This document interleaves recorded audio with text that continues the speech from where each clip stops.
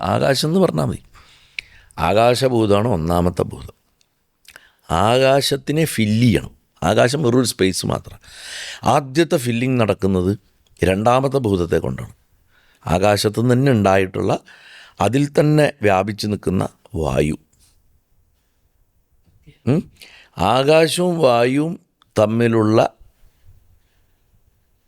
ഘർഷണം കൊണ്ട്, വായുവിൻ്റെയും ആ ആകാശത്തിലുള്ള വായുവിൻ്റെ തമ്മിലുള്ള അതിൻ്റെ തന്മാത്രകളുടെയൊക്കെ ഘർഷണവും ഇടപെടലുകളും കൊണ്ട് അതിൽ നിന്ന് അഗ്നി ഉണ്ടാവും. ഫ്രിക്ഷൻസ് ഉണ്ട്. ഫ്രിക്ഷൻ, ഘർഷണം വെച്ചാൽ ഫ്രിക്ഷൻ എന്ന് പറയും. അപ്പോൾ ആകാശത്തുനിന്ന് വായു ഉണ്ടായി, വായുവിൽ നിന്ന് അഗ്നി ഉണ്ടായി, അഗ്നിയിൽ നിന്ന് ജലമാണ് ഉണ്ടാവുന്നത്. ജലമാണ് ജീവനെ ഭൂമിയിലേക്ക് എത്തിക്കുന്നത്.